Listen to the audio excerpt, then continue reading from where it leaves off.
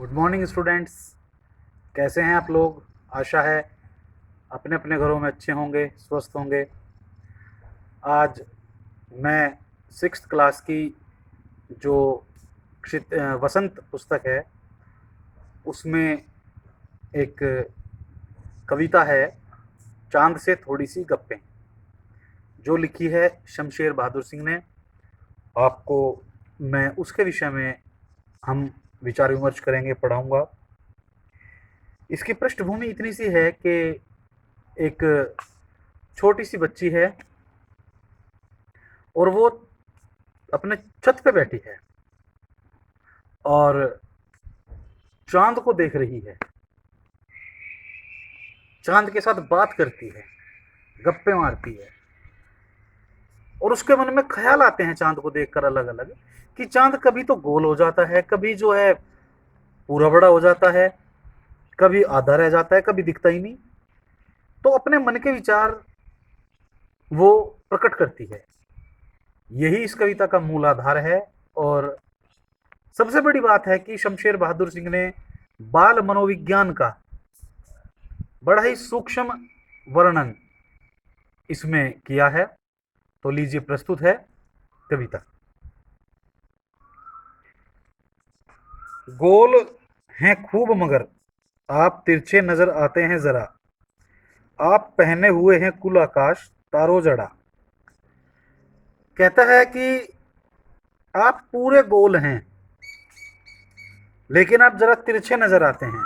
आप कभी चंद्रमा को छत पे जाके देखना, वो बिल्कुल आपको सामने से इस शक्ल में नहीं दिखाई देगा, वो हल्का सा तिरछा दिखाई देगा।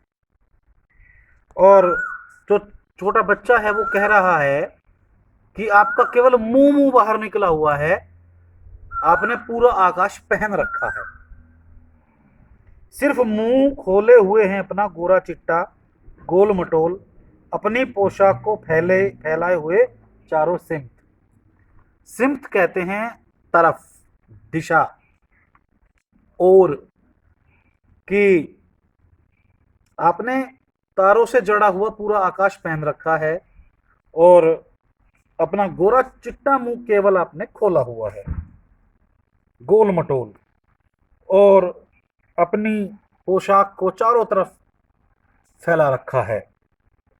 उस बच्चे की कल्पना में जो चंद्रमा है, जो चंद्रमा दिख रहा है, ये उसका मुंह है, और जो आकाश है उसने वो वस्त्र पहन रखा है इसका। आप कुछ तिरछे नजर आते हैं जाने कैसे, खूब है गो की वाह जी वाह, और पता नहीं क्यों आप जरा तिरछे भी नजर आते हैं। हमको बुद्धू ही निरा समझा है, हम जैसे समझते ही नहीं जैसे कि आपको बीमारी है। और कवि कहता है कि छोटा बच्चा चंद्रमा को देखकर कहता है कि आपने हमें बुद्धू समझा है क्या, जैसे हम जानते ही नहीं कि आपको बीमारी है। आप घटते हैं तो घटते ही चले जाते हैं। बाल सुलभ मनोविज्ञान इन पंक्तियों के माध्यम से निकल कर आ रहा है कि अगर आप का आकार कम होता है तो वो कम और कम और कम होता चला आता है, और बढ़ते हैं तो बस बढ़ते ही चले जाते हैं, दम नहीं लेते जब तक बिल्कुल ही गोल ना हो जाएं, बिल्कुल गोल। और फिर आप जब बढ़ते हैं तो आप इतना बढ़ते हैं, इतना बढ़ते हैं, और तब तक दम नहीं लेते जब तक कि आप पूरा गोल नहीं हो जाते। यह मर्ज आपका अच्छा ही होने में नहीं आता, और आपकी जो ये बीमारी है ये अच्छी होने में आती ही नहीं। छोटे बच्चे के मन के उद्गार को यहाँ कवि ने बड़े ही सुंदर ढंग से प्रस्तुत किया है। और वास्तव में 10 मिनट हो गए क्या? और वास्तव में एक बहुत ही बाल सुलभ जो बात है उसका चित्रांकन देखिए आप किस प्रकार से शमशेर बहादुर सिंह जी करते हैं। और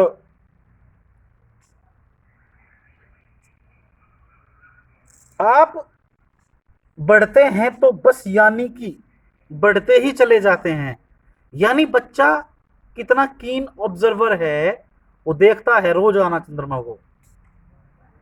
भाई चंद्रमा को वो घट रहा है, और वो लगातार गोल होने तक बढ़ता है, वही तो व्यक्ति या हम में से आप में से कोई भी समझेगा इस बात को, जो कि रोजाना ऑब्जर्वेशन कर रहा है चांद की। तो यानी वो बच्चा देख रहा है चांद को।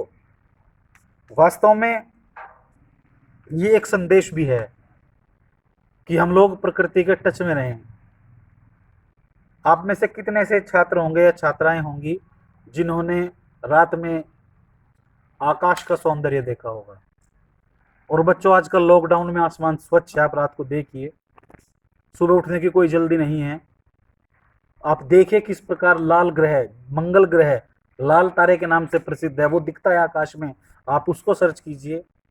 आप ध्रुव तारे को देखिए, ध्रुव तारे से संबंधित कथाएं पढ़िए, कहानियां पढ़िए, अपने घर के बड़े लोगों से पूछिए कैसे आकाश गंगा है, कैसे सप्तऋषि हैं। तो प्रकृति के निकट रहने का अवसर ईश्वर ने आपको दिया है। आप देखिए आप तो मेरा कहने का मतलब है कि चांद की कलाएं हैं।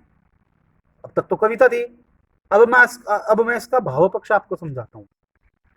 चांद की कलाएं हैं और तिथियों के हिसाब से चंद्रमा बढ़ता है। हिंदू महीने में, इंग्लिश महीने हैं जनवरी, फरवरी, मार्च, अप्रैल, और हिंदू महीने हैं चैत्र, वैशाख, ज्येष्ठ, इस प्रकार के, कार्तिक, फाल्गुन।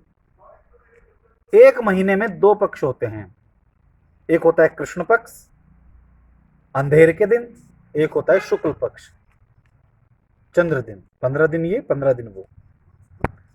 तो जब अमावस्या होती है तब काली गहन घनघोर अंधेरी रात होती है, और शुक्ल पक्ष की प्रतिपदा यानी शुक्ल पक्ष की पहली तिथि को चांद दिखता ही नहीं।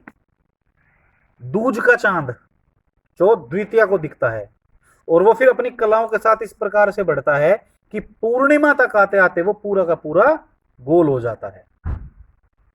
आप देखें और समझें, और फिर किस प्रकार से घटता है चांद। हमारे जो पंचांग हैं, कैसे उसके महीनों के नाम हैं, चंद्रमा के आधार पर कौन कौन से त्योहार हैं, रमजान है, ईद है, और करवा चौथ है, गणेश चतुर्थी है। चंद्रमा से जुड़ी बहुत सारी किंवदंतियां हैं, और चंद्रमा से संबंधित बहुत सारे मुहावरे हैं। ईद का चांद होना, चार चांद लगाना। तो चांद अपने आप में हमारे समाज से जुड़ा हुआ है। अब ये तो थी बात चांद की। अगर हम देखें कि और क्या है इस प्रकार से, तो जैसे चांद है, सूर्य का भी इसी प्रकार से प्रकृति में महत्व है।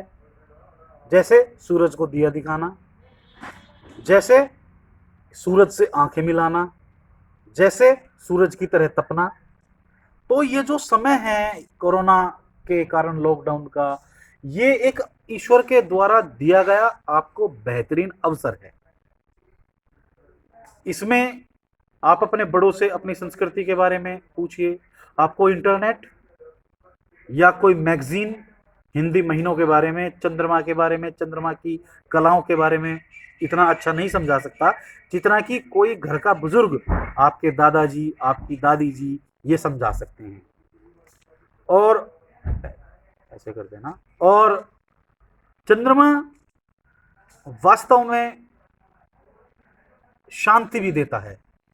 आप कभी देखना, छत पे ऊपर जाकर अंधेरी रात में चंद्रमा निकला होगा, उसके चारों तरफ तारे होंगे, तो वास्तव में उसको देखकर बड़ी तसल्ली मिलती है। प्यारे बच्चों, बहुत सारी बातें हम अगली वीडियो में करेंगे। अब अगर आपको इस कविता से संबंधित कोई संदेह रहे, कोई शक रहे, कोई भ्रम हो, कोई सवाल हो, तो व्हाट्सएप के जरिए, फ़ोन कॉल के जरिए आप मुझे अपना सवाल भेज सकते हैं। मैं उसका निराकरण करूंगा। और तब तक के लिए घर में रहें, सुरक्षित रहें, इन शुभकामनाओं के साथ कि हम और आप बहुत जल्दी मिलेंगे। तब तक के लिए ऑल द बेस्ट।